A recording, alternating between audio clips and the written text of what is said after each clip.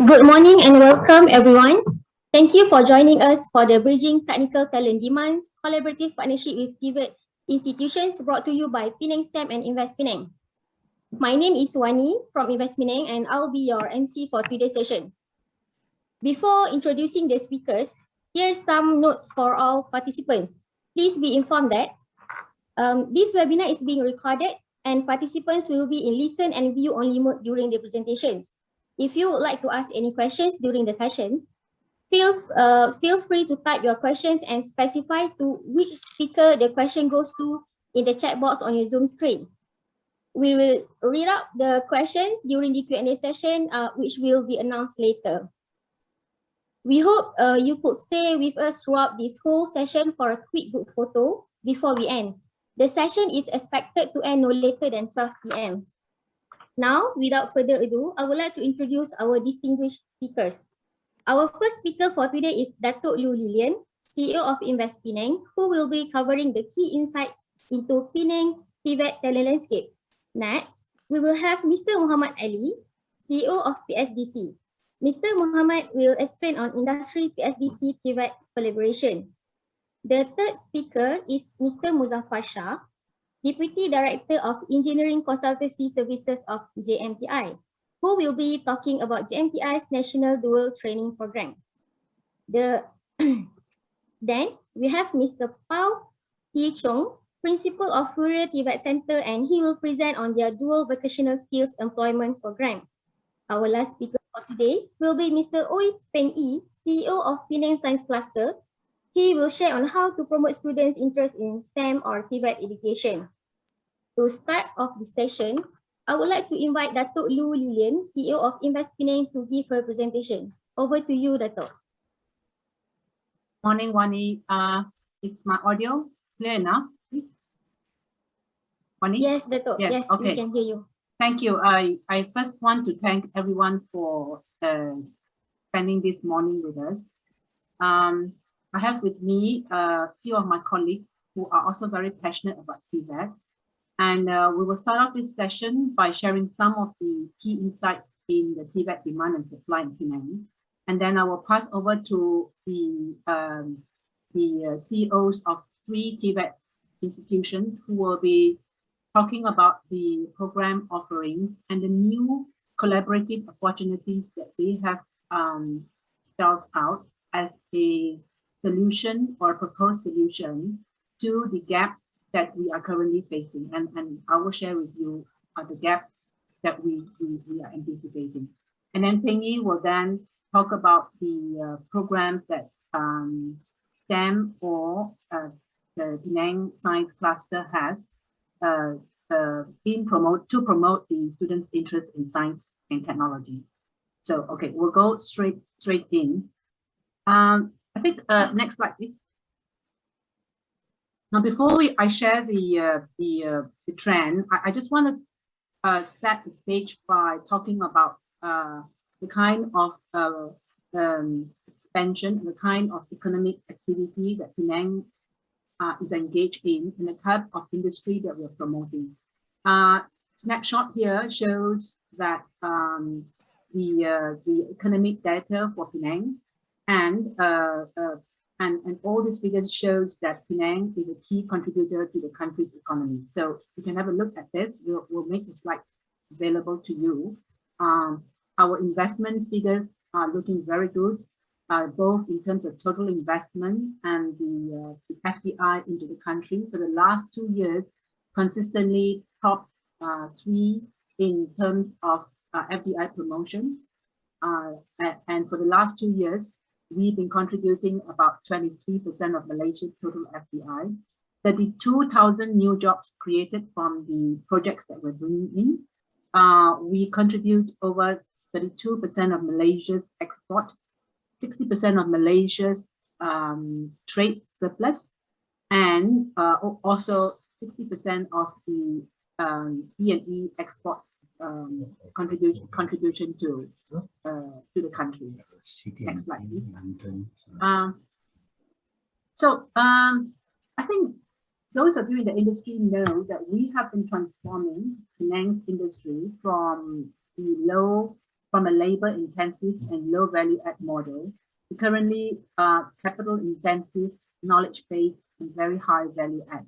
I think you know that the projects that we're bringing in, and also for the existing companies, transitioning now into advanced manufacturing, ESG, cutting-edge technology, front-end supply chain and resource optimization, especially the talent pool. The table shows the criteria that we use to evaluate new investors, and also for and this is the same template that MIDA used. As you can see here, and just pointing out to the number 2, the skill and technical talent force that we use as a criteria for evaluating investment is one of the key factors. So we're looking now at companies that bring in at least 25% technical and supervisory skill as a percentage of the total employment. Okay, so that's a trend that we're looking at, and that will be the trend going forward for us for new projects that's coming in. Next slide, please.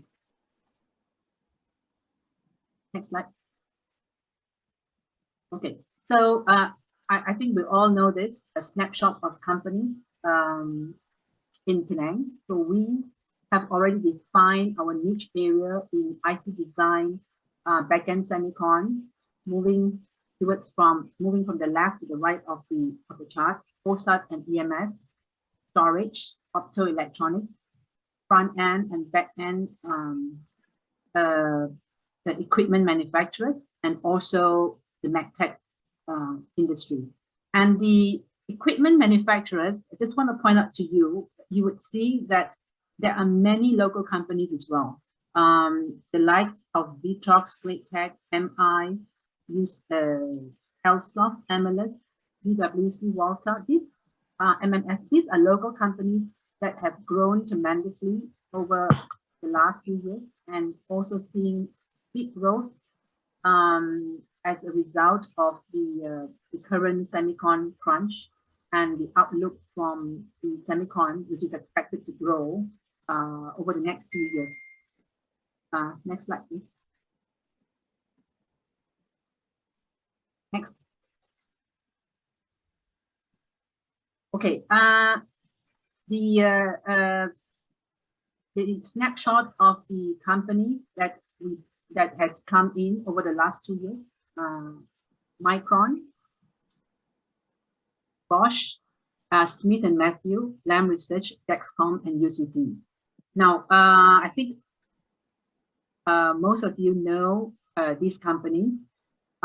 Just want to point your attention to the columns that's highlighted in green, and that shows you the estimated job creation by each of these companies, and some of them already started hiring, and the nature of jobs. And as you can see here, engineering, manufacturing, technical R&D, manufacturing related R&D, those are the ones that shout out. And we're looking at some of these companies will be looking at almost 80% of their employees that will be technical based. Okay, so this message shows that the companies that are coming in are all very technical based, and therefore the demand for talent for the technician level and above will escalate.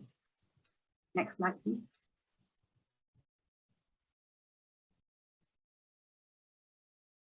Okay, and the previous slide shows the new companies, the ones that are existing companies that are also expanding, are presented in this slide. So Intel, NI, JBL, WD, Hotai, Towa, again, these are companies that are expanding. Brooker came in about 2-3 years ago, and they are going to phase 2 now. TAT is also expanding, and the local companies, again, those at the bottom of the table are all the equipment manufacturers. So these companies all need a lot of technicians and engineers. Next. Okay, now we're going to zoom down to the figures on the TVET demand and supply. Okay. So one of the key things that people ask me, what keeps me awake as in my role as the CEO of InvestPenang, and it's always, my answer is always talent. Okay, so we're seeing that the demand for the technical talent is increasing, but every time I talk to my investors, there's always this concern that they are not able to get enough talent. So because the InvestPenang is part of the STEM group, I requested for a study on the TVET landscape. So we got together a group, a focus group that consisted of the members from Penang STEM, InvestPenang, Penang Science Cluster, PSDC, and also BPAN. And this project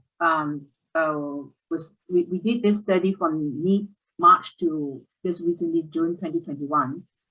We identified 28 TVET institutions in Penang and also northern part of Malaysia, but basically focusing on Penang. We shortlisted 7 based on the relevancy of the courses they offered, and specifically we looked at the automation, mechatronics, and also precision machining. We visited then 7 of those institutions, and then out of these 7, we then recommended 3, or what we call the lowest hanging fruit, or the ones that we are the most ready for us to consider to help them. And these 3 are PSDC, GMTI, and also Fourier. And I think all of us are familiar with them. But we went through a interview session where we tried to understand what courses they were providing, what are the concerns that they have, what are the student intake, and what are the supplies that's needed, what are the supplies that they can provide for the next few years. And we're now, and I'll be tabling these results in the next few slides. The next, please. So this table shows the demand from the industry. So we broke it down into precision and machining, and also automation or mechatronics. And we also broke this further down to assistant engineer, technical specialists, and CNC machinists. And automation, assistant engineers, technical specialists, and technicians. The second column shows the industry demand, and this was taken in December 2020. And these data were provided by PSDC when they interviewed their members and non-members in December 2020, of which 40 companies participated. Now, some of them did not participate, so we are looking at larger than this number, if there's any to add.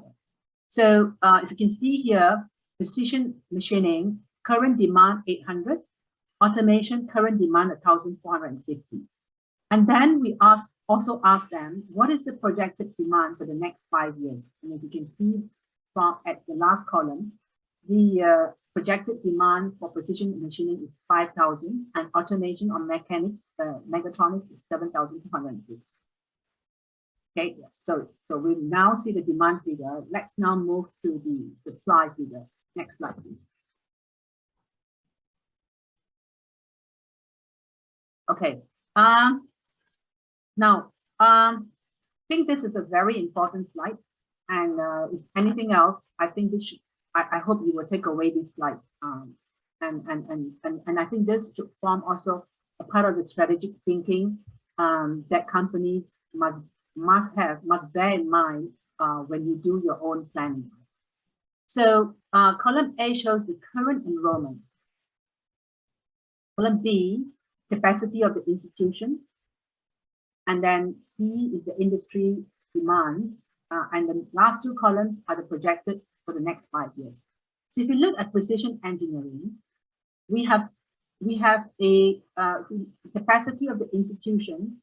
We have 740 capacity, but out of this 740, the current enrollment is only about 200, and the demand from the industry is actually 800.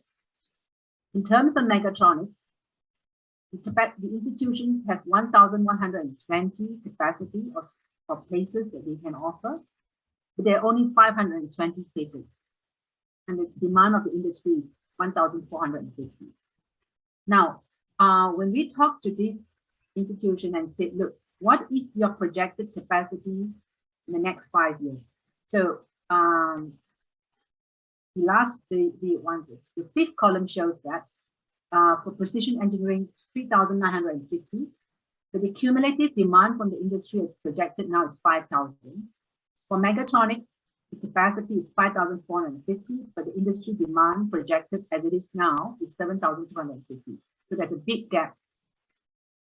Currently, there's a big gap between the current enrollment and the demand.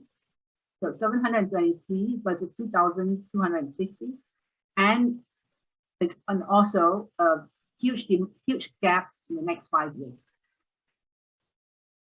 Okay, so I'm going to pause and just lost my slide.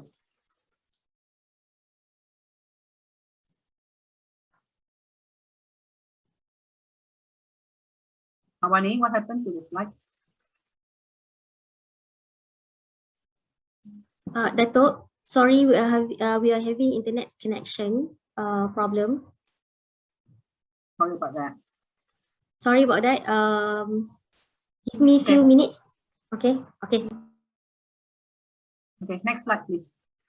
So we talked to the institution and tried to understand, especially now, why such low enrollment compared to the current capacity. So as you can, sorry, if you go back to the previous slide, Hawani. So as it is now, the enrollment is only 40% of the TVET's existing capacity, 723 versus 1,800. Okay, there were a couple of reasons. Some of them were that because of COVID, they cannot go out and try to get students. But I think the fundamental issues that they face, a lot of them are related to finance. So can you go to the next? So, okay, so these are the few reasons that the institutions have cited. One is the perceived low starting salary for technicians. So when they try to recruit talent, one of the obstacles that they face is that, you know, the talents are finding that the talents are saying that, look, my starting pay, if I get certificate, is only 1,500, and for diploma is about 1,800. So that's one, right? Secondly, we also find that a lot of the students find that it's very difficult for them to get funding for courses that do not qualify for PTPTM and PTPTK loans. And for B40 students, they need to earn income right away after SPM. And we'll talk about all this financing problems in a bit. There's also another issue that consistently come out, and I think most of us know this, the lack of interest in STEM. And that I think Penang has already started a lot of initiatives to rekindle the interest in science and technology among students. And we will have to do a lot more in that field. And Penny will talk a bit about that later. So we've broken down our solution into two phases. Phase one is to increase the enrollment to current capacity for qualified TVET institutions. And phase two is to increase the maximum capacity to meet the 5-year demand.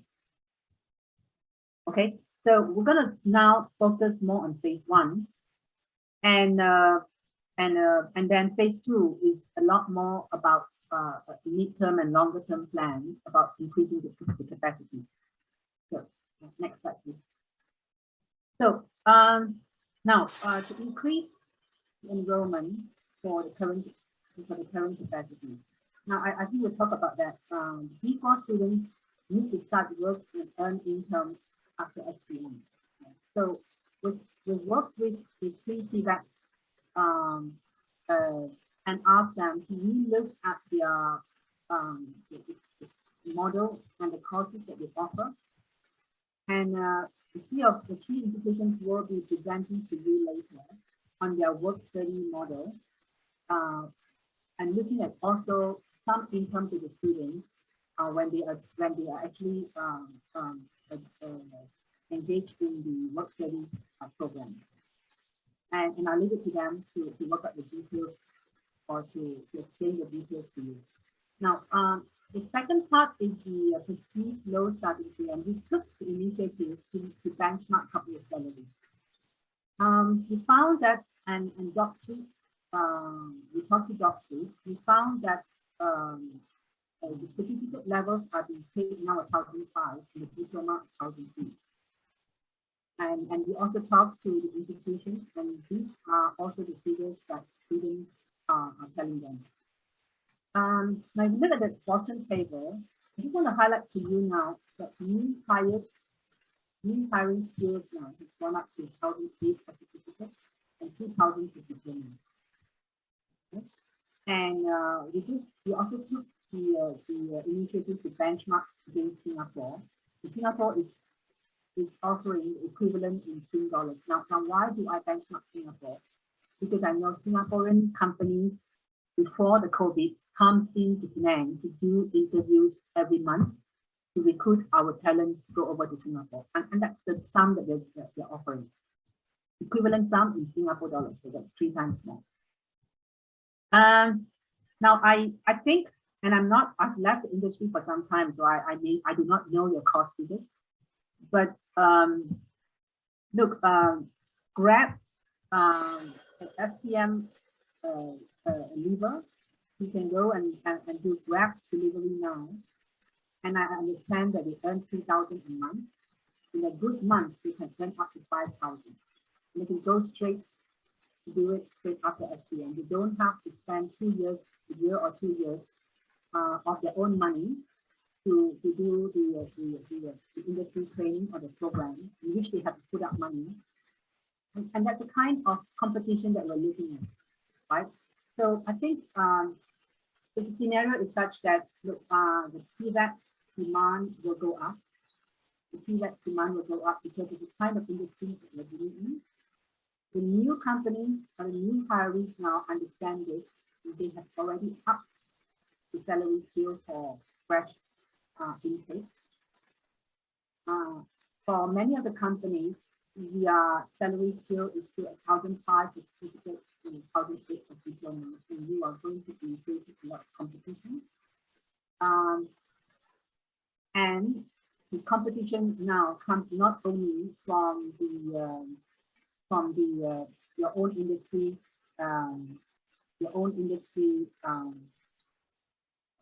companies, but also from the other alternative jobs available, such as the Grab delivery. That's only one example. The suggested starting salary was put in after we talked to the TVET, who has interaction with the students and also understanding the student needs. So we'd like you to take this back and consider that as one of your strategies for recruitment. I talked to a few of the CEOs, and I've been assured that actually Malaysia has a cost structure where they could actually increase the salary for the technicians. And I think we need to give that perception to be able to attract more of our young talent to come in and participate in this field. If you look at the non-technical talent recruitment, the non-technical and business graduate certificate level is paid 1,002 and diploma is 1,003. So if you compare that to the diploma to the technical, the difference, I'm not sure whether the difference is effective enough. I doubt that the difference is effective enough to attract more students into the technical field. I think this slide is probably one of the important slides for you to take away, and I think it is about time for us to look at our cost structure and also our salary scales. So I know many of the companies come and talk to me and they keep saying that, you know, I have got problems. I can't convince my my management to review the salary scales, and they keep sticking to the same salary scales. And as a HR, I find it very difficult to hire talent I hope that you will take this information back to your management as an important input to your HR strategy. Okay, let's move to the next slide. Addressing the student interest, as I said, my colleague Penny will talk a bit about that in his session about going in to talk or to work with students, especially in the Form 5 and Form 4 or Form 5 level, to help to recruit them for the TVET and the pipeline for the talent in this institution. Next slide. The next phase for us will be to expand the capacity of the TVET to the new demands in the next 5 years. And this, we will be talking to them, and a lot of this will be on funding and also making them profitable for them to invest in the new capabilities and capacity. So this is phase 2 for us. Okay. Next, please. Okay, so I'm now pass this session back to Hawani and to the various institutions, PSDC, JMCI, and FORIA. The other institution that we are talking to is the BCEO, and they are very new. So we'll be working with them in the next phase to also look at the programs that they're offering. So back to you, Hawani, and thank you very much for indulging me. Okay, thank you, Datuk Lu. Let's now welcome our next speaker, Mr. Muhammad Ali, the CEO of PSDC, for his sharing. Mr. Muhammad, over to you. Thank you, Wani, and thank you, Datuk. Okay, good morning, everyone. Next slide. Just a summary of us. So far, we have more than 6,000 students has been graduated from us in skill-based, and more than 3,700 students has graduated in terms of academic base. Well, there are two streams in Malaysia. One is skills and one is academic. And all our students are enjoying 100% employability thanks to the rapid growth of Penang, and also another one that what we are talking about, not enough manpower. Next one. Okay, look at this slide. We put it here, work and learn. Why? As mentioned by Datuk Lu, historically, we always have this skilled workforce shortages. This is, in Penang, it's a good problem to have, and we are continuously having it. And the problem before, again, lack of interest of the students to come to STEM. And I would say that now it's become endemic, not even pandemic, endemic. It has become implanted with the current new generations. If you can see, more and more students that finish their SPM will want to keep away from STEM first, and even more try to keep away from the STEM and skills, which is actually seems very difficult compared to whatever available in the market. So that's number one challenge. And number two challenge is always for the skilled workforce. Unfortunately, in Malaysia, only the leftovers, which is mean that all the students already been, go to academics, public institutions, and so on. Only the leftovers will somehow force you to come to the TVET. So it's again one more challenge. But as I mentioned, the situation become endemic due to both of these particular challenges has been escalated to the next level. As an institutions, as what been said by Datuk Lu just now, we work on two areas in order for us to supply skilled workforce to the industry. First, whenever there's a high demand, we can increase our capacity. Well, one good news, 3 days ago, PSDC just been approved, the only center in Malaysia that can run TVET program 24 hours. So we just have a approval. Why we want to go for 24 hours? Currently, we are running 2 shift TVET training to increase the capacity so that more students, can come to the picture. This goes for all the centers that are here. And furthermore, we can work on increase of capacity. But another challenge that what we will be facing is actually how to get people, student interest. As I told you, that it's become endemic. We are seeing severe student, enrollment since 3 years ago. It's coming down.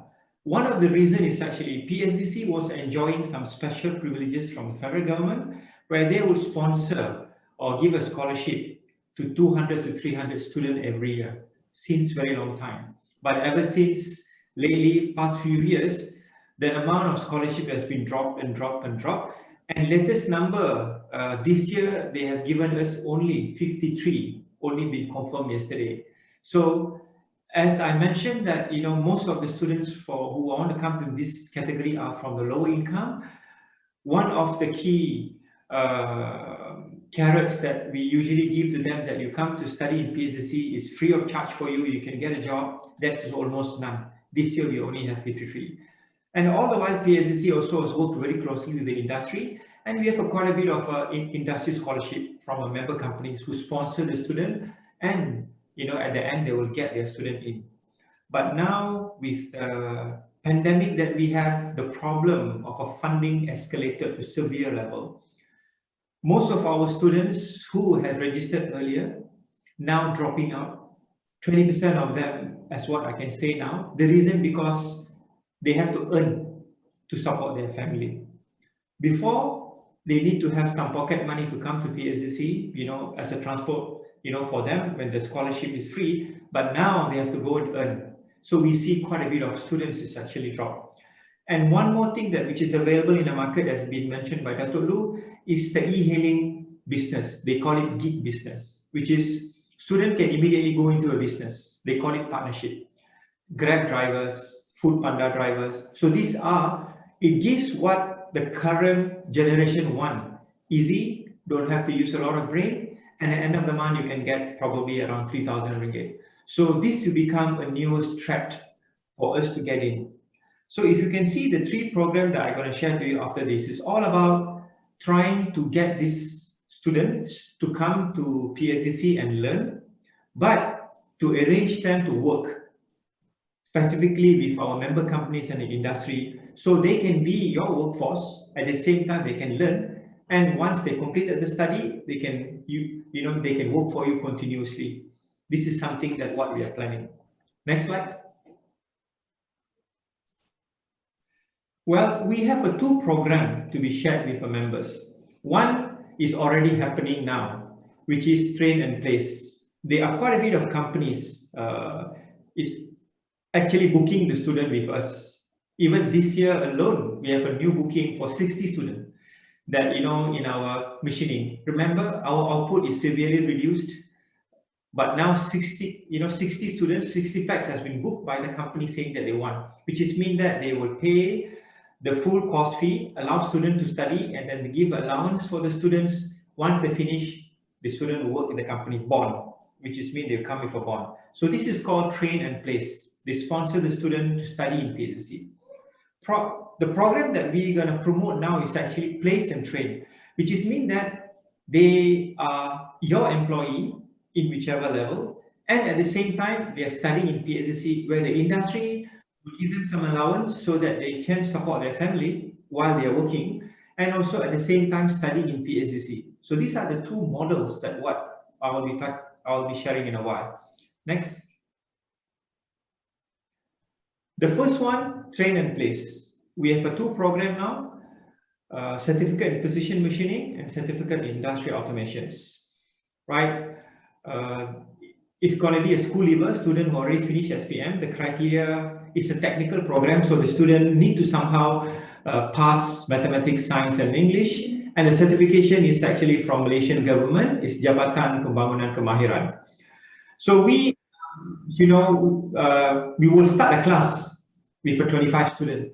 So currently there are 60 people in this program where it's sponsored by companies. So we would like to open to the other companies here. Please work with us. And if you think that you can support this particular program, where it will assure you that the student will work for you after either 21 months for precision machining or 18 months for industrial automations, please inform us so that we will make sure that this student will finish their study and they are able to work. And what we are recommending now, 300 ringgit allowance for the students so that they can transport coming up from the home to PSDC to study. And also we have written down the tuition fee that company should sponsor. It can be one lump sum or it can be paid to us monthly. So these are the one options that we already have it and we are running it for some time. Next. This is something new that we want to propose. Okay, the challenges, if you see before and now, the differences is in the line number 3, where you can see city and guilds. The certification is different. Previous train and place is actually in the area, is a program accredited in Malaysia under JPK. Unfortunately, JPK do not have flexibility for the student to work and also study. They do have a program called SLDN or Dual Vocational Training, but their SLDN unfortunately is not very company friendly and many companies are not coming up for this. So we are looking into having a new certification from UK, City and Guild. We have learned this, from Fourier, saying that this can be done. And we are looking at, how to offer this.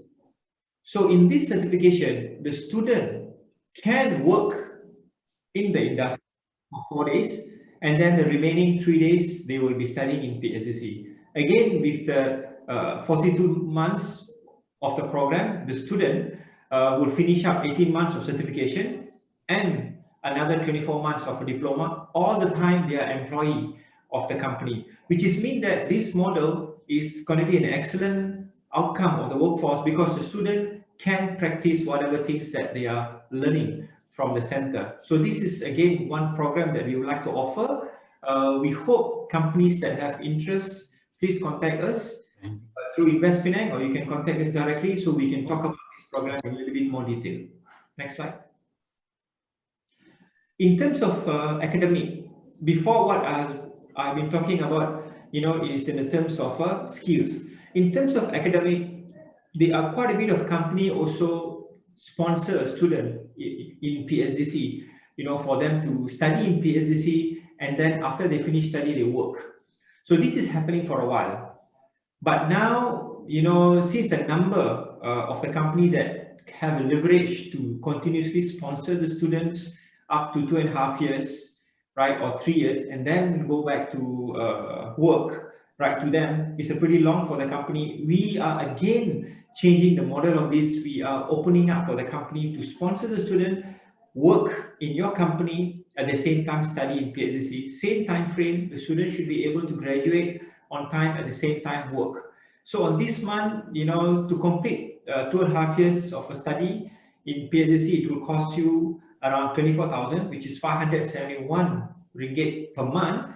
And then the student can be paid some additional salary for them to work. So we are looking at some salary for the student, probably 1,300, 400 above the minimum wage, where they can do the work for you. By time, after 6 months, 7 months, they can do a technician work for you, even though they're studying. And by the time they are graduate, they will be an excellent workforce. Next slide. So this is one more program is already existing. German Dual Vocational Training Program. PSDC we have talked about this program for a very long time. There are currently close to 200 students studying in this particular program. This is the student will get two certifications. One is from Malaysia, another one from Germany. So these are the existing program that we have. Next slide. As a summary, right, to get the talent, we do not have a leverage as before, whereby we can expect the government to train and then the student can come work for us. Unfortunately, that is thing of a past now.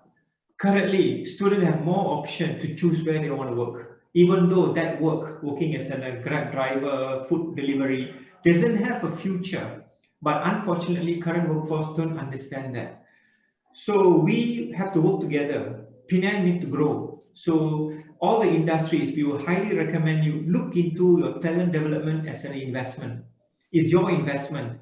And believe me that we have done this particular program. Every single student has been sponsored by the company, will be among the best employee in your company. Thank you.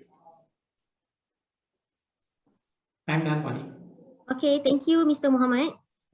Just a reminder, if you would like to ask any questions during the session, please type your questions and specify to which speaker the question goes to in the chat box. And your questions will be addressed during the Q&A session later. Next, let's welcome Mr. Muzaffar Shah, Deputy Director of Engineering Consultancy Services of JMTI for his sharing. Over to you, Mr. Muzaffar. Okay, thank you, Wani. A very good morning, ladies and gentlemen. I am Muzaffar Shah bin Muhammad Shah from Japan Malaysia Technical Institute. So I would like to thank to Penang STEM and InvestPenang for providing us opportunity to us to jointly assist the industry in providing technical talent, especially in the field of mechatronics and precisions. Next slide, please. I would like to introduce you our new program that we call Earn and Learn program. This program is the result of our experience in implementing apprenticeship program and also SLN program before. So in this program, we have two phases. So phase one, we call it apprenticeship course. So we hope that the company will offer employment as soon as the participant complete the training in this phase. So the second phase is the participant will continue the training using SLN concept. Okay. So in SLN concept, we have 30% in GMTI. They will done as off-job training, and next 70% on job training in industries. Next slide, please. Okay, here is more detailed explanation for the first phase. So the purpose of the phase is providing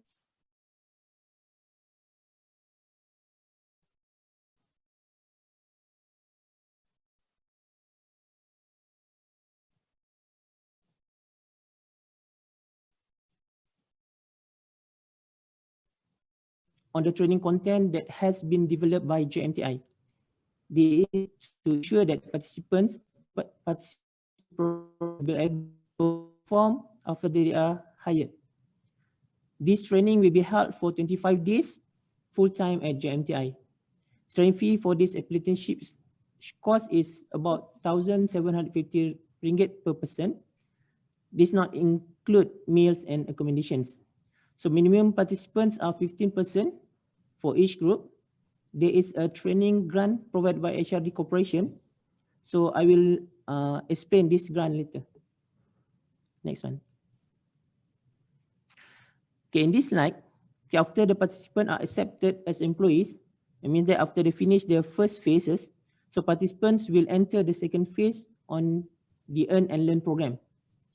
The purpose of this second phase is to provide participants with the Malaysian Skill Certificate Level 2, which is recognized by the Department of Skill Development or JPK. Okay, the training mode is SLDN, where the theoretical training is done at JMTI and practical training is done at the company.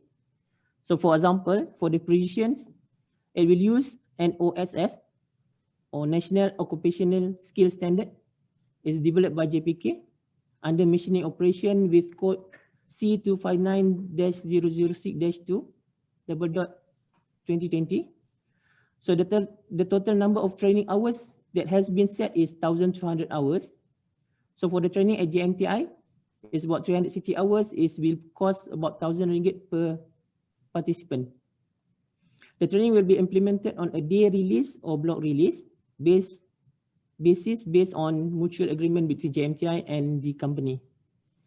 So to ensure that this program can be implemented, the company must be registered under SLM program first. So companies also need to provide coordinators and also coaches to ensure that training is in industry is implemented and monitored. So we hope that company will continue the SLM program for the next 2 years for the level 3 and level 4 for the participant will get at least a diploma level. Okay, next. Okay, this is my last slide. This as I informed earlier, there are grant provided by HRD Corporation to assist the companies in training prospective employees. So the grant is called Place and Train. Is aimed to provide employment opportunities followed by training course to meet the requirements of the industry for Malaysian unemployed. Okay, among the responsibility of the employees is mentioned in that slide. We have 4. Firstly, is based on available companies. So company employer with engage with JMTI to develop a training module and provide commitment letter on the available vacancies. So second one, to make a comprehensive proposal, JMTI will submit to HRD Corp.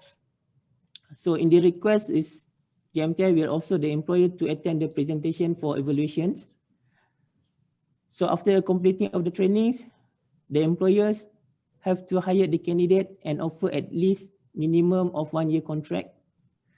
And subject for number 4, employer need to ensure the trainees are employed with a wage of at least 1,800, but this one is subject to justify and consideration because for this program, we're aiming for the school leavers. So they don't have any diploma or certificate earlier. So that's why I think this subject to justification and consideration because there will be, the wages may be a little bit lower than expected in this program. Okay. So that's it. Thank you. So I hope this program will be one of our solution to secure your technical talent. Thank you very much. Okay, thank you, Mr. Muzaffar. Let's welcome our fourth speaker for today, Mr. Pao Ki Chong, Principal of Rural TVET Center for his sharing. Over to you, Mr. Pao.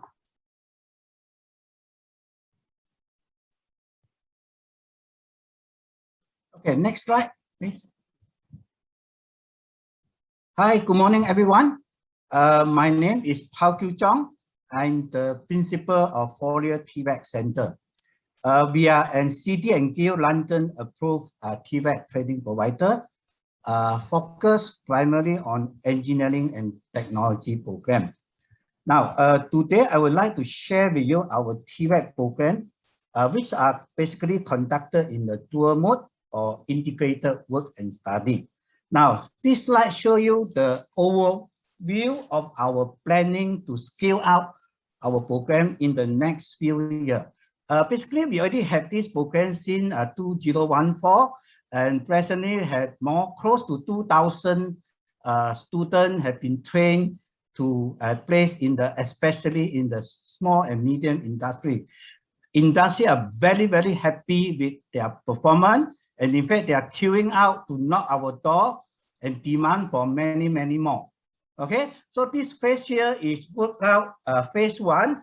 Now, phase 1 is still our present major platform, the present major part of our program, that is to recruitment of the SPN school leaver from open market. I mean that after they complete the SPM, then after that we will do counseling and filtering and place it on the industry, go through an interview and selection. After that is the industry accept them. They will be placed at the industry as an employee and work Monday to Friday and attend 1 to 2 evening part-time study to get the certification. Okay, and the fee, everything will be sponsored partially by this employer and also enjoy the employment benefit. I will talk more about this later. The phase 2 and the phase 3 is actually our focus eventually, which means that we found that this way is much more effective in terms of equipment and enhancements of our present phase 1 program, where we go to the school, conduct the TVET program and targeted to the Form 4, Form 5 vocational inclined student.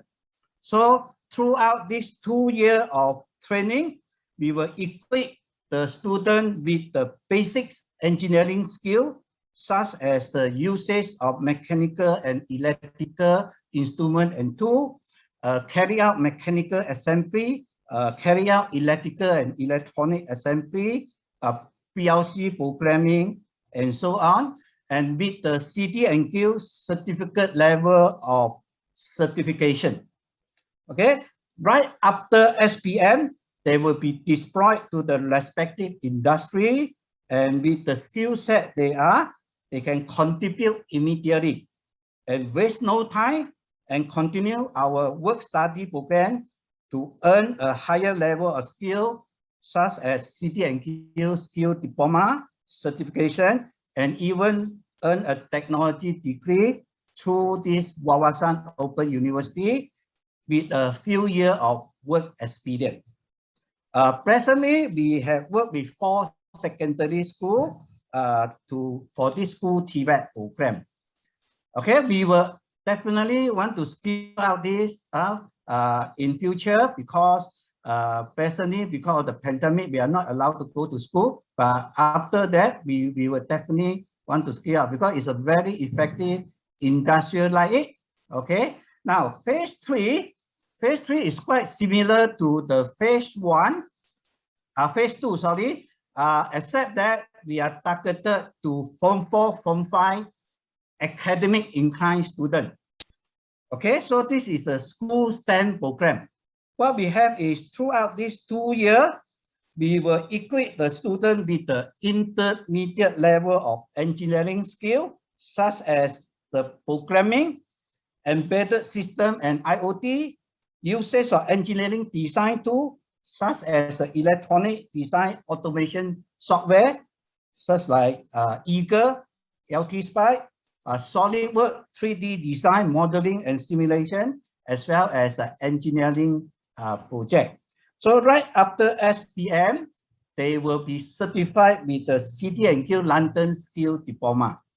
So with this diploma, they can immediately be deployed to, over here, the industry we're going to focus is the local large technology company or multinational company, because they have a diploma. They can immediately absorb to company to work as a technician and continue our advanced level of work study program to earn a degree or master degree with a few years of work experience. So our optimate for this program will be, again, we're going to work with Penang STEM and Penang Science cluster to fill out this population. Presently, we have worked with 2 schools for this school STEM program. Our ultimate, as I said just now, is will be phase 2 and phase 3. But due to the present pandemic period, we are not able to scale out this population. But we believe that in the next year, with the support of Penang STEM and Penang Science cluster, we are able to penetrate to more schools, and very confident that we are able to scale out this student population drastically in the next few years. Next slide, please. Next slide. Yes. So with the phase 2 and phase 3 is being fully implemented, Penang State going to have a very unique STEM and TVET educational system. You will not find this from other states in Penang, where we have presently STEM educational conducted by Penang STEM, Penang Science cluster, Penang TEPTOM for this STEM activity for primary school and lower school, secondary school students, to inspire them to take out a STEM related subject. When you come to the upper secondary Form 4, Form 5, we'll break this into 2 groups. Those vocational inclined students, we will equip them with the relevant skill through the school TVET program. After they gain the basic engineering skill after SPM, they will be immediately been deployed to SME in this case, and to continue the work study program to earn a diploma and even to the degree. Then for the academic inclined student, we will have a intermediate level of engineering skill with the skill diploma. After SPM, they will immediately be deployed to multinational company or local large company to work as a technician and attend our advanced educational training program to earn advanced diploma and degree or even the master degree. So this arrangement will provide you a sustainable talent supply pipeline, okay, and also the talent development and retention for industry, waste no dry, and is driven by drastic increase of the productivity and the competitive level. So this is actually the overview picture of our present and future talent development program for Penang industry. Next slide, please. Now, so presently we have to still focus on this recruitment from school level, experience school level, where we will recruit them, we will do a counseling, and we will filter. After that, we will place it to the industry and continue our work study program. Next slide, please. So this is the two stage for this phase one. First, this student will be attending a certificate level of CDNQ. This will take 18 months, and they have to work study Monday to Friday. They work on the industry. They attend 1 to 2 evening of classroom training for the certification. So the class is conducted after office hour. So they will not affect their working duty and all this. Then when come to the next stage, this is the diploma. There is another 24 months, same concept, same arrangement, except that they have to attend 2 to 3 evening of classroom or weekend section for their diploma certification. So we are targeted this student by the time they complete the diploma, they will have a 3.5 years of work experience and commanding a minimum salary of 2,500 per month. So this is the arrangement. And for a more detail, can I have a next slide? Now, so this is how they do stage one. So we have Monday to Friday, we work as a OJT, okay, and attend 1 to 2 evening per week of classroom training to get their CNG certified. Now, this duration will take 18 months. We will propose that the starting salary will be 1,002 to 1,004. Now, our present one is actually 1,002 to 1,003. Unfortunately, I think that it's not attractive enough to increase the student population. That's why we have proposed to divide this basic starting salary to 1,004 to 1,005. And the cost fee per month is actually 500. And we propose that employer is sponsored 350 per month. And the student have to bear the 150 from their salary. Then after completion of the 18 months, we also propose a retention strategy to refund back this 150 per month to the student for the 18 months. That is 2,007 as an incentive and retention strategy. And the proposed payment is 1,005 immediately after the student served the company for 18 months. Then the balance of 1,002 will be split into 6 months for a further retention for another 6 months. Now, between 2014 to 2021, about 8 years, we have recruited and trained close to 2,000 school leavers for this program.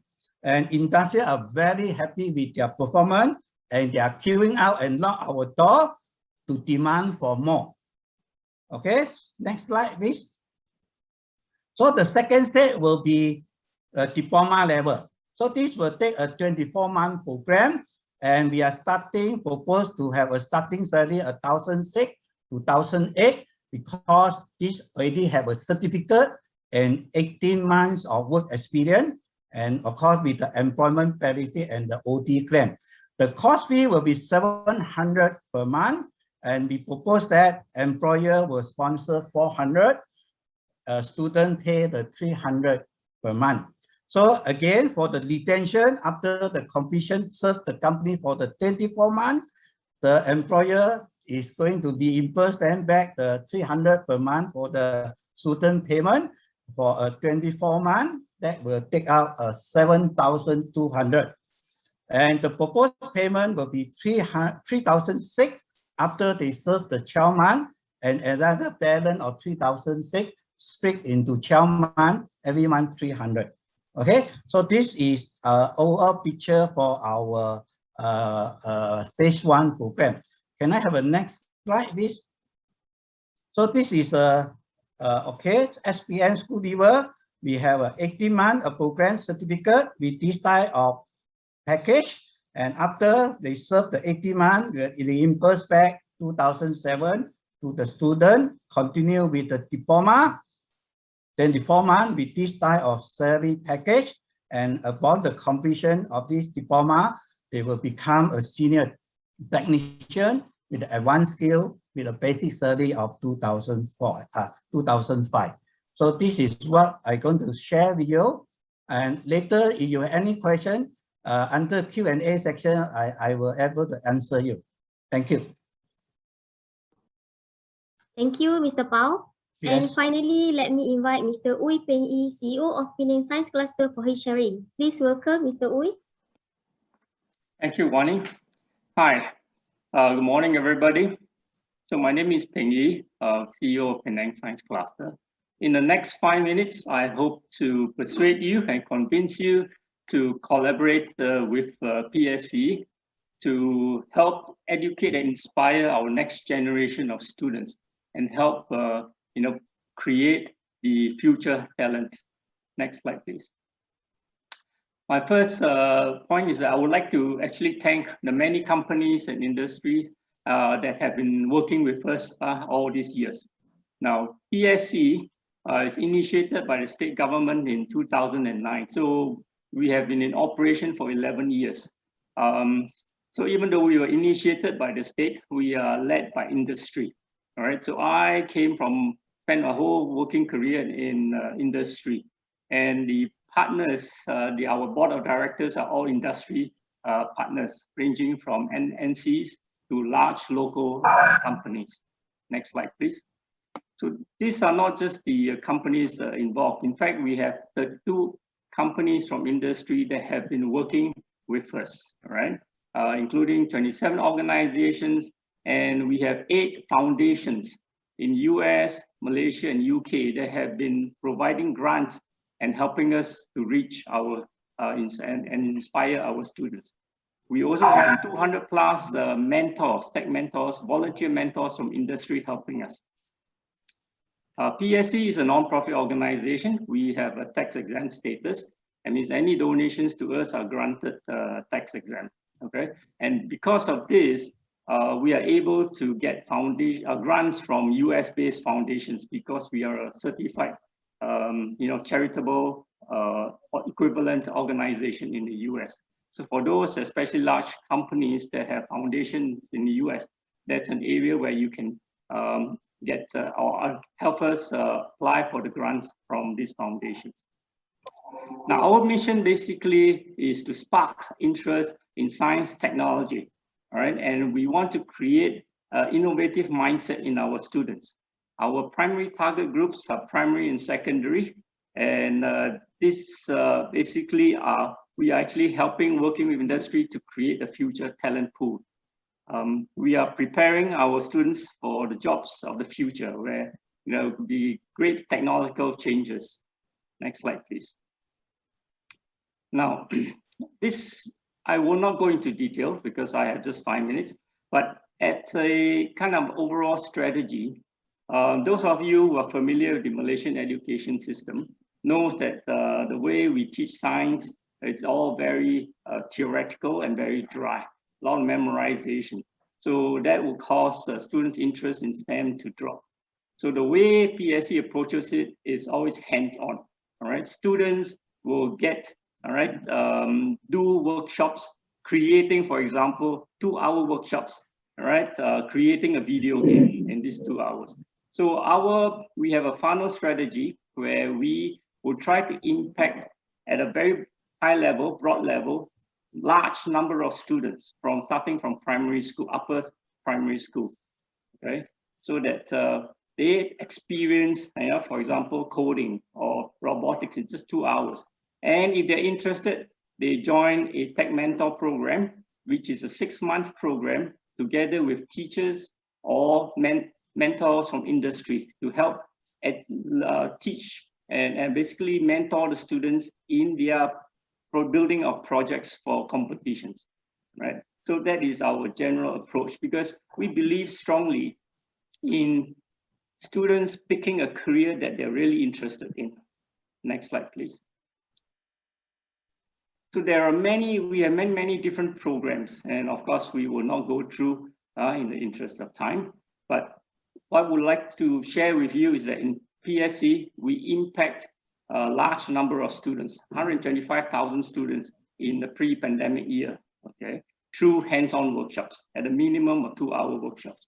And our programs covers, all the way from robotics, coding, 3D modeling, design, printing, Arduinos, agri-tech, RF, life science, as well as the critical soft skills, the 4 C's of the 21st century.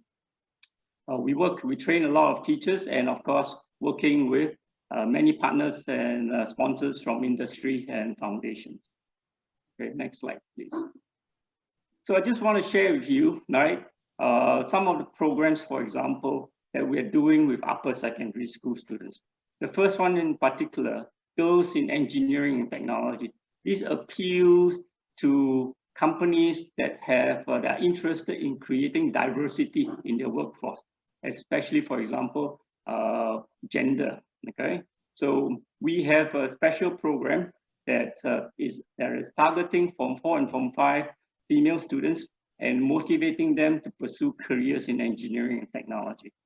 All right, so we welcome many of the companies here that are interested to work with us, right, to get in touch. The second program that we will be launching soon is the First Tech Challenge. This is the premier robotics competition in the US, and we are bringing it to Malaysia. Okay, so this will appeal to students with a passion for robotics and engineering. Now, next slide, please. So similarly, for TVET, we will be targeting the Form 4 and Form 5 students. So partnering with JPN, our local education ministry, the SDC, Fourier, JMTI, and others, we will determine targeted Form 4 and 5 students, all right, and let them experience workshops and help determine the aptitude, the interest, and the strengths, so that they may select a career that fits their aptitude and their interests. Okay, and of course, share with them the various TVET careers and pathways, so that they can then follow up, right, with the TVET institutions to enroll. Now, to do all this, PSC needs some degree of funding to run our TVET programs. Now, we are not talking about a lot of money. We are not talking about thousands of dollars. We are talking about $200 per student.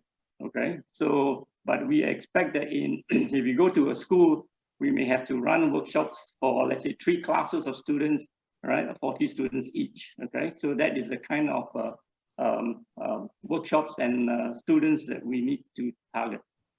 Next slide, please.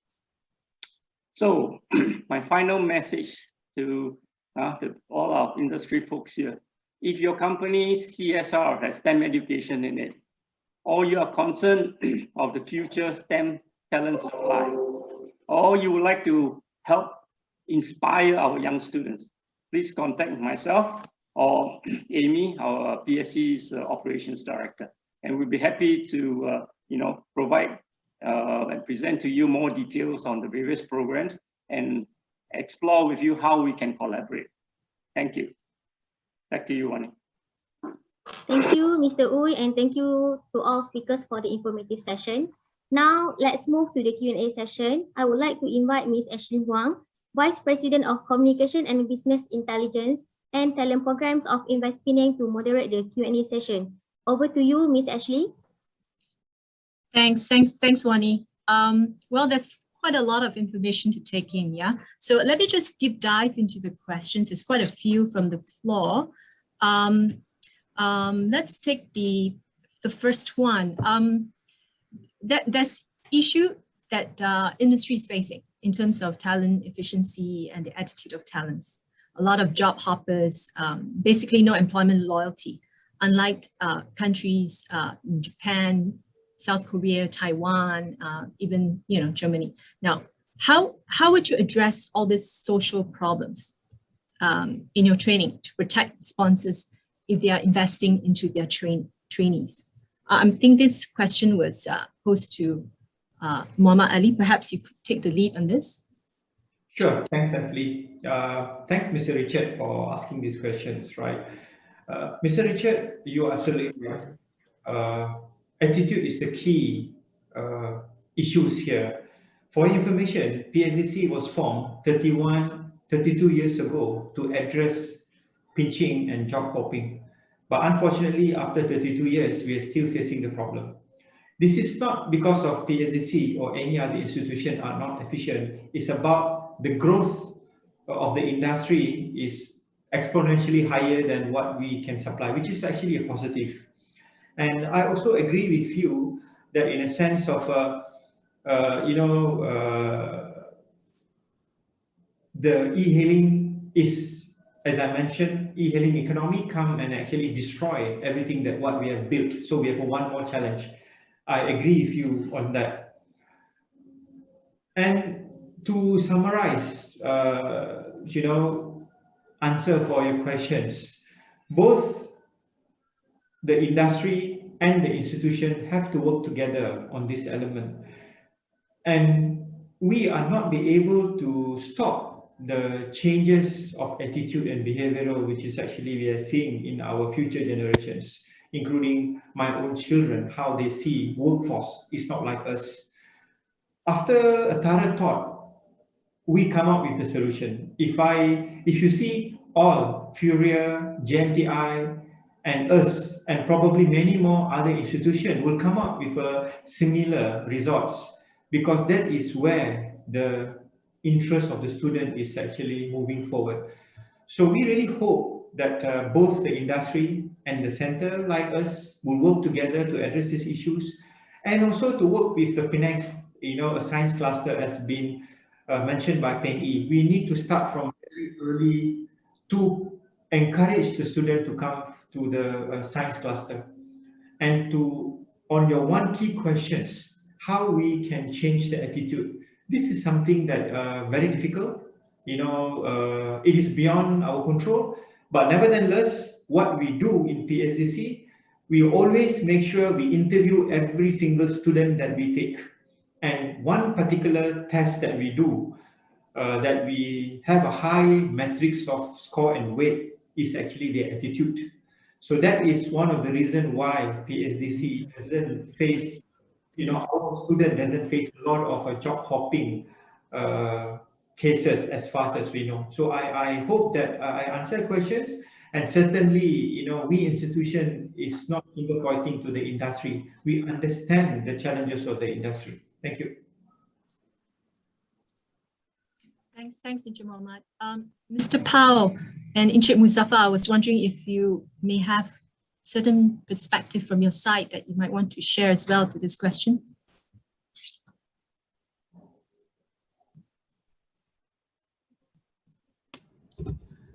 Okay, in my view, of course, this one is a Malaysian culture, for the job hopping.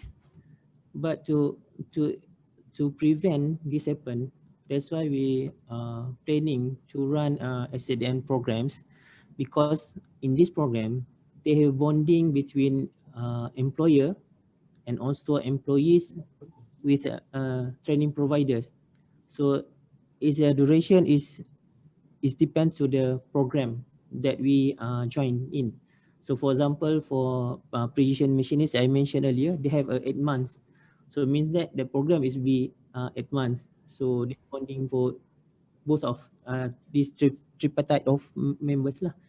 Okay, so that's what also the thing that I see to overcome this hopping Okay, so and then they will continue for another level, for level 2, level 3, and also level 4. So there's another bonding, because we know that now is because of a labor law, okay, is assigning for the industries.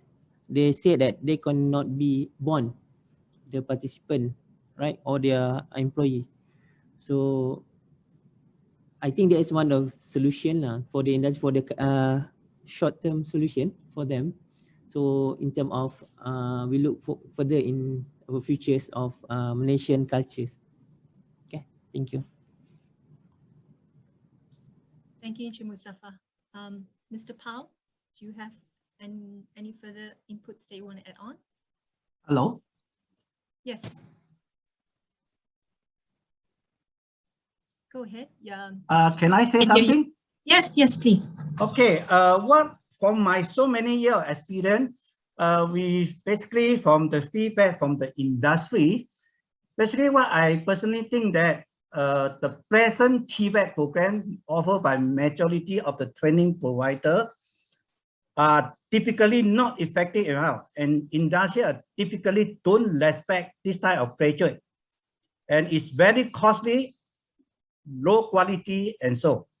Okay, TVET program itself is already have a perception. Talent already have a perception. This is a low income job and all this. And our present TVET program exactly confirm their mindset. They mean their thinking. So you want to change this thing, you probably have to turn around, make a different what we call paradigm shift. In fact, we see our student here. Do you believe or not? A student for our TVET student at the early of 20 years old, they have a financial independent to buy a 500 to 600 property. And many parents come to me to complain me why that my children as a student, they had to contribute income tax. So you had to tell me earlier, when I starting the time, we have a lot of students drop out. But many of them now they come back to us again because why? They see their friend earn a good luxury income and own the property and all this. So and they are struggling outside. So you really need to change their this perspective. Otherwise, you will see that this thing will getting bad to worse. That's what my comment is here. Okay. Hang on. Hello. No, can hear you. Yep, thank you. Thank you, Mr. Pao, for your honest input to that question. There is another question, I believe, is addressed, two questions to Encik Mohamad. Will there be any similar partnership with Polytechnic or community college? Okay, it's difficult for us to answer the question because they are public institutions. As far as we know, work and learn, the only available platform from the government institutions will be under SLDN, System Latihan Dua Negara, which is told earlier, it is not attractive. And as far as we know also, not many polytechnic and college community are doing this at the moment. With my understanding now, the polytechnic in the northern region and the college community in the northern region are not embarking this particular program, but we do not know in the future. They are only standard SLDN program available, which is usually promoted by private colleges, mostly under the funding of JPK. Thank you.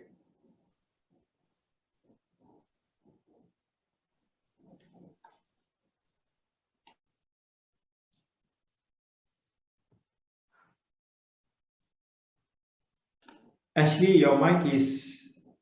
Okay, I'm sorry. Sorry about that. Yeah, I think that's another question to you as well, which is why the allocation of scholarship has dropped.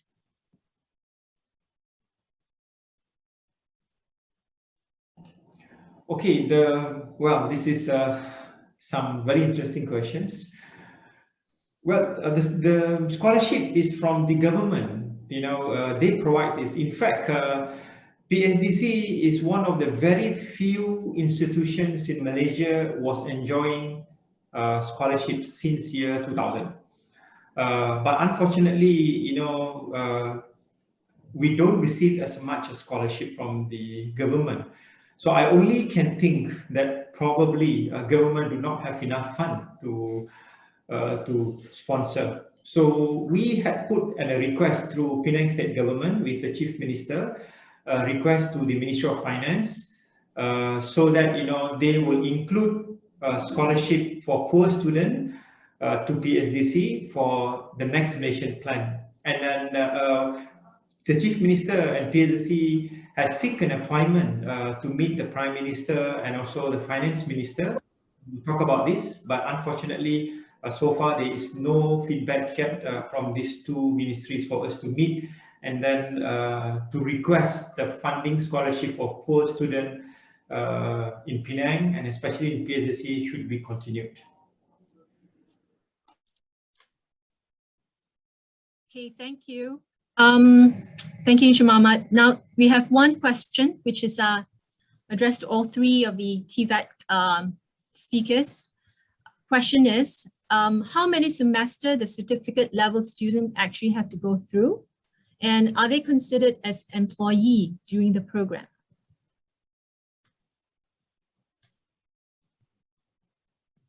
Shall I answer? Yeah, Mohamad, perhaps you could take the lead. Oh, I saw Mr. Pao is answering. Please allow him to.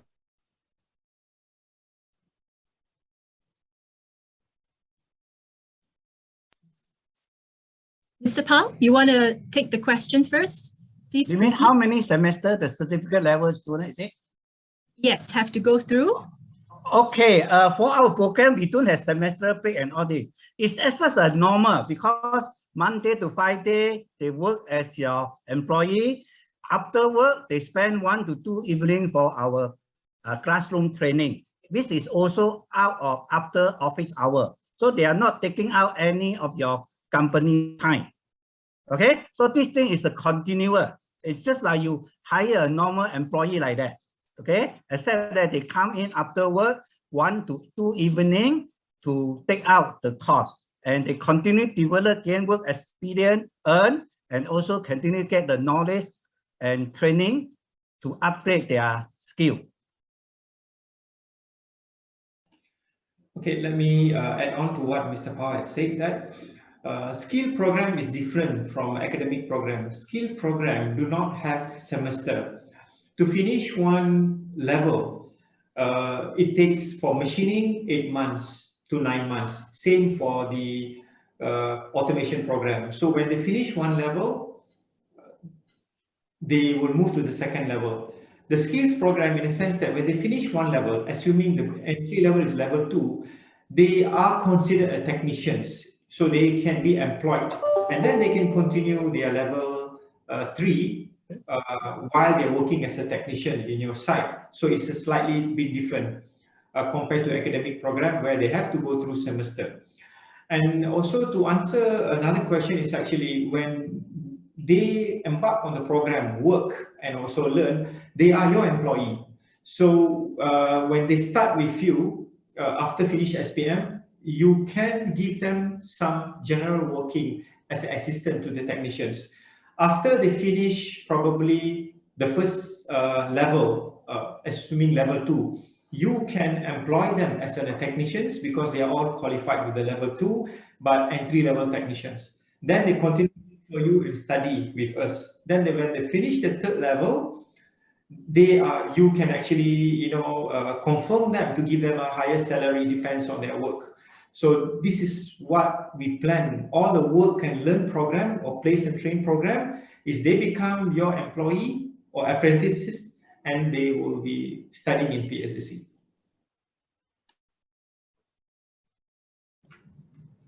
Okay. Okay, for GMTIs, what I mentioned earlier for the earn and learn programs, this program actually part-time programs.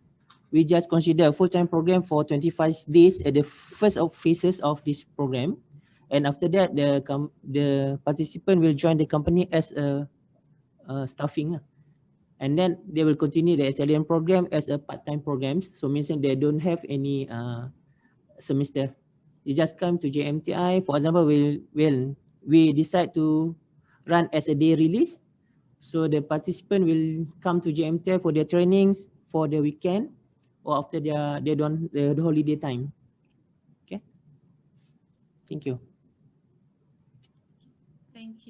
Thank you all three of you for that input.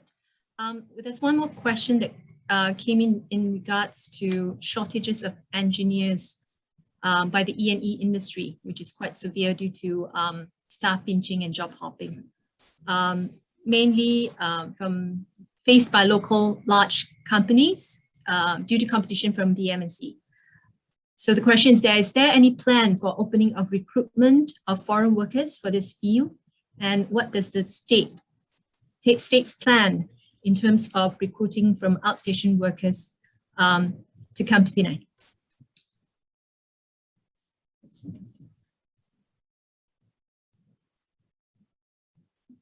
Datuk, perhaps you would like to take this question. I think this shortage of talent is a nationwide thing. And every state is suffering from the lack or the talent supply. We try to do recruitment of talent in other states, but we find that the results are always not very attractive. And I personally think that for us to do this, we have to come up with certain kind of, I think the work train and place is an attractive program. So if some companies can come in and work with this institution and say that, look, I have a position for 100 talent, and say work with either JMTI or Korea or PSDC, we can then go and to the other states to recruit those talents and say that, look, this is position that's open. X company is willing to hire you on a work and place position. I think that works better than for us to go out and just go to other states and try to recruit talent when there is no position or just go out in a blanket recruitment drive. We have tried that and it never really was very successful. So if companies can come up front and say and partner with the institution, I think there's a better chance for us to go out and recruit from other states. Muhammad, what's your take on that? Yeah, Dato', I think that's something that we have talked about it, and then we want to pursue that. Currently, as everyone knows, that PSC doesn't have hostel because we are targeting only students. But a mandate has been given to us by our council members to also look into hostels to bring in the student, from other states. So we are working with a relevant agency in Penang, such as PDC, to see can we work giving hostel. That's one. Second thing, Mr. Louis Chong, I will get your contact, and then PSDC is promoting a new program called Manpower Supply, where we don't have anything to share here. We will be sharing that to the industry soon. We are sharing in a very small one-to-one with the industry that we would like to work with the industry to supply the manpower. Our council members are also looking into how PSDC can come and train these people and then supply them to the industry. So we have such a program in a drawing board now, under deliberation with our council. If I'll get your info, your contact number, and then we will come and we will discuss with you, because we need company participation as a trial of this particular program. So we are exploring that. And one more question that I see here, that the program, is a long-term, 18 months kind of program. But I just would like to tell that, saying that these are the very reason, if you can see all three centers, JMTI, Fourier and PhD are looking into giving the people for you to be employed, so they are already your employee doing some of your work, and they study with us. So this will address some of that challenges of immediate workforce. Thank you. Okay, thank you. Thank you to everyone, all the speakers who have provided your input. Unfortunately, this is all the time that we have. But before we wrap this up, I'd like to have Datuk Lu, perhaps if you could close this session by reiterating some key points that our industry partners can take away. Thank you, Ashley. And I want to just thank everyone for spending this morning with us. I think in closing, as we have seen, there's a high demand for TVET with the advent of the growth in more technology-based companies in Penang. That's a trend going forward. So the demand will keep increasing, right? And we also see that the supply is dampened. And this is because there are competition for other vocations, some of which has got very low entry level, but with very immediate gratification, regardless that there may be no or there may be very limited career growth in the future for this talent. I think Muhammad pointed out kids these days do not think in the long term, right? They think about 3,000 or 5,000 in their pocket this month and next month without any training, and they don't care about the future development plans. I think we also know that we have to catch up. We have to catch up on the supply. We have to build, and the word is sustainable, talent pipeline for the technical field. And I think we also heard that the talent development should be treated as an investment if the industry wants to build this sustainable talent. We heard from the 3 institutions on the proposals, and many of them are tailored towards the work, train and place initiative. And I think that in turn can solve some of the issues with regard to some money and allowance to the students when they're still in training. I think the 3 institutions are willing to work with the industries and even help to tailor some of the curriculum for them. And I urge you to go and talk to them, to work with them, to build this talent pool. I think that Mr. Powell mentioned the point that technical training should be made more sexy for the new generation. If we are locked in this old mentality that technical students are the rejects from, or those who cannot enter the university, then we always have this problem that we are not able to get students to come in.